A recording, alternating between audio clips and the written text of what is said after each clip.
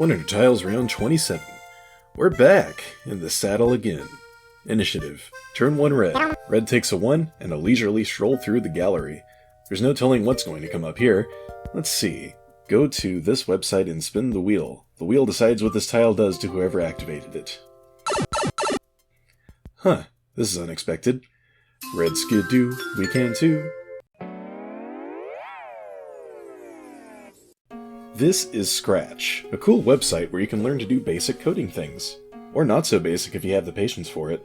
As you can see, this was meant to be placed on tile 63 with Lime's introduction. Now the backdrop just adds to the value of the art. Okay, without further ado, let's spin this thing. This is it, I'm gonna get an honest live reaction.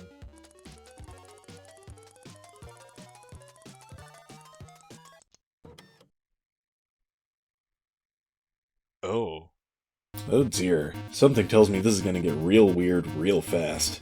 Alright, Red, you can choose any tile, keeping in mind once the effect resolves it will become a copy of this rad and mysterious wheel. What's it gonna be?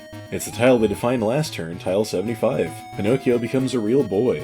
So in order to resolve this effect, we need to make Souls a game construct with its own rules, which I'll define as follows. As usual, pause if you want to read them in full. So to simplify this tile's effect with these rules, this tile targets a pawn in limbo and extracts its soul, giving it to Gray, then makes the target vessel unable to bear a soul.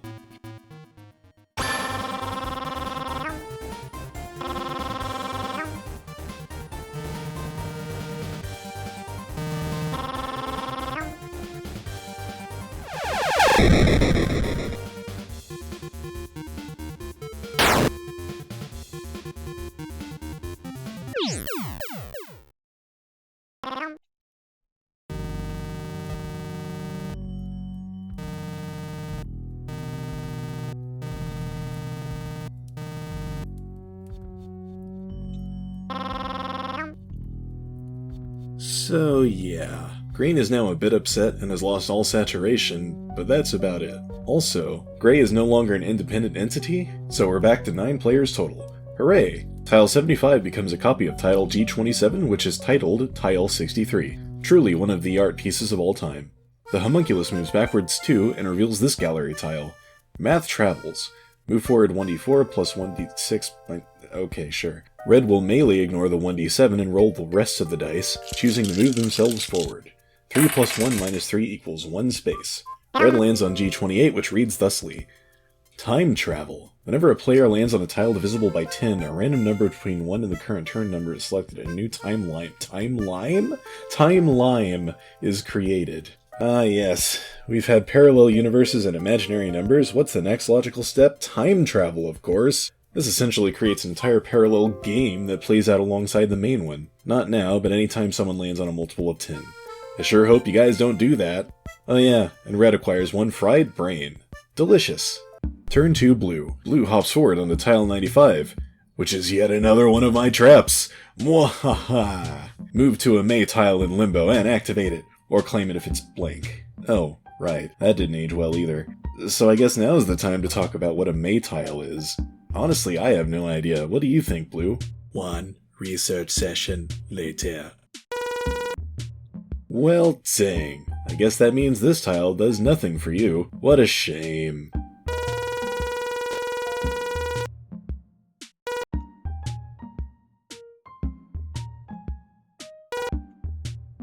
Turn 3 Green. Gray? Okay, yeah, I'm just gonna keep referring to them as Green. They have the green soul, they're the same person, you get it. Green elected to move backwards too, but now they're operating from a completely different tile, so they're forced to walk off the left edge of the board and reappear on the far end, landing on tile 82. There's now a monster spawner in limbo. Oh boy, I'm gonna have so much fun making a bunch of monsters that won't ever get to do anything. Turn 4 Orange. Orange moves forward too onto tile 55.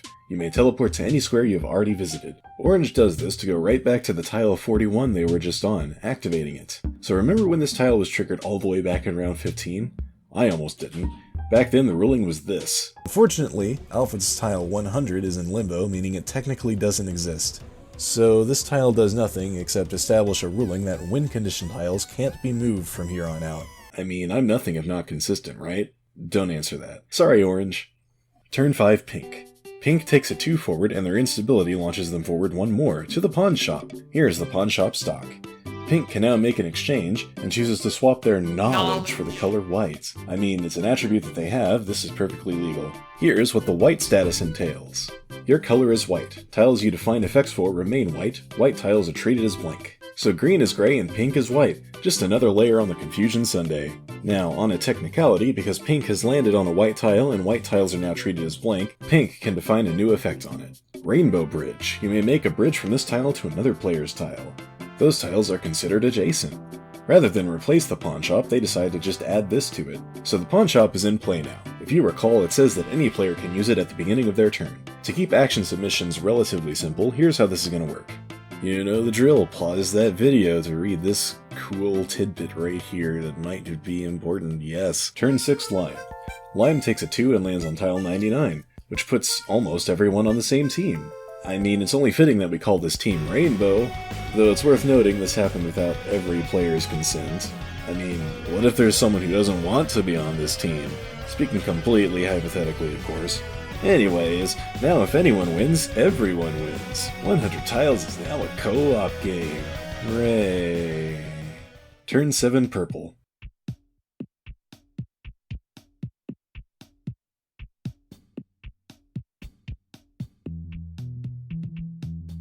Purple takes a 2 plus 1 for a 3 and lands on tile 8, which knocks them back 2 spaces onto blank tile 81. Double Up. A player landing on this space may select one other player in the same dimension, blah blah blah blah. They become a double pawn. Ah, fusion, what a fun concept. I'm told this is specifically a Kamen Rider reference. I have no idea what that is. Maybe I should check it out. Okay, what in the actual heck am I looking at? And why is it so cool?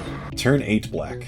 I'm going to use my favorite save state and start on tile 67 again. Golly gee willikers. Then my 2 puts me on the blank tile 102. Lone Wolf. Your current team allegiance is revoked. While you are not in a team, you may add +1 or -1 to your selected roll each round. Remember kids, always get consent before joining up with someone. Turn 9 Gray is void because Gray has a soul now. Turn 10 Yellow. Yellow went for the 6 this round, and zooms ahead to tile 67. Their instability causes them to quantum leap forward and hit tile 32 instead. Now this would spawn another gray pawn on tile 100, but there is no tile 100, so nothing happens. A's turn.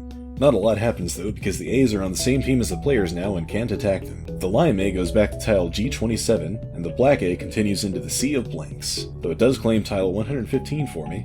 Welcome to Gerard's Enchantment Boutique. For a small fee of 10 coins, Gerard the Wizard will enchant an asset of your choice that does not have an effect. The Game Master determines what new effect it will have. No refunds! Who is Gerard? I have no idea. I just think that name sounds cool. The monster spawner in Limbo creates a Doppel. Doppels just kind of roll around and look cute. Well, Blue, you got your team Rainbow, though I have the feeling not everyone is going to want to stay there. Call it a hunch. Here are the rolls for next round. Now down to 9 again. And don't forget the pawn shop is open for business. You guys do what you want with that information, but I hope it involves YouTube stuff. Anyway, see you in round 28. Good luck, team.